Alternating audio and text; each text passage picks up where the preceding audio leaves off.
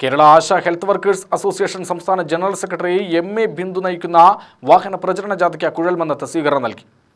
കാസർഗോഡ് മുതൽ തിരുവനന്തപുരം വരെ നടത്തുന്ന ജാഥയാണ് കുഴൽമന്നത്തെത്തിയത്. ആശാപ്രവർത്തകർ സെക്രട്ടേറിയറ്റിന് മുമ്പിൽ നടത്തുന്ന അനിശ്ചിതകാല രാപ്പകൽ സമരം 100 ദിവസം പിന്നിട്ടിരിക്കുകയാണ്. ഓണറേറിയം വർദ്ധിപ്പിക്കുക, വിരമിക്കലാനുകൂല്യം പ്രഖ്യാപിക്കുക എന്നീ ആവശ്യങ്ങളാണ് ആശാപ്രവർത്തകർ ഉന്നയിക്കുന്നത്. നമ്മുടെ നാട്ടുകാരെ കൈവിടാൻ നമുക്ക് പറ്റത്തില്ലല്ലോ. നീ എന്തായാലും PHC-ലോട്ട് വാ. ഞാൻ ഇറങ്ങുവാണേ. ചികിത്സാ സഹായത്തിന് നാട് മുഴുവൻ ഫ്ലെക്സും വെച്ച് മരുന്നും തീർന്നിരിക്കുക. ജീവിച്ചിരിക്കണ എന്നും ആരോടെങ്കിലും തെണ്ടണം. എനിക്കിനി വയ്യ. ഇങ്ങനെയൊന്നും പറയില്ല മനോജേട്ടാ.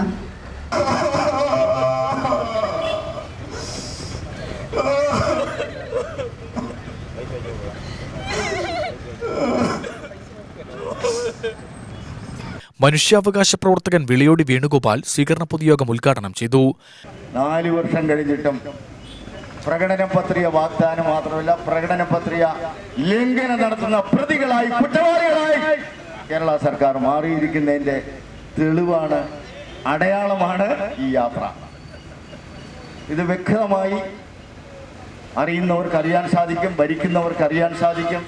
അസംഘടിത മേഖല തൊഴിലാളികൾ, ആശാവർക്കർമാരും മാത്രമല്ല, അംഗനവാടി വർക്കേഴ്സ് ഉണ്ട്, അതുപോലെ തന്നെ സ്കൂൾ പാചക തൊഴിലാളികളുണ്ട്. ഇവരുടെയൊക്കെ സുരക്ഷിതത്വം പറഞ്ഞിട്ട് അധികാരത്തിലേറിയ സർക്കാരാണ്. അതുകൊണ്ട് ആശാവർക്കർമാർ ആവശ്യപ്പെട്ട അവരുടെ ആശ്വാസ വേതനം, മിനിമം വേതനമില്ലെങ്കിലും മറ്റ് സംസ്ഥാനങ്ങളിൽ ചെയ്ത സാമാന്യ തൊഴിലാളി വികാരം, മര്യാദ സർക്കാരിന്റെ ഭാഗത്ത് ഉണ്ടായിട്ടില്ല എന്നുള്ളതും നമുക്കറിയാൻ സാധിക്കും. കെ മായാണ്ടി അധ്യക്ഷനായി. കോൺഗ്രസ് മണ്ഡലം president IC Bose, CMP area secretary S Vasudevan, C Prakash, Arumukhan Pathichira, Viliyodi Sivankutty, K Jayaprakash എന്നിവർ പ്രസംഗിച്ചു.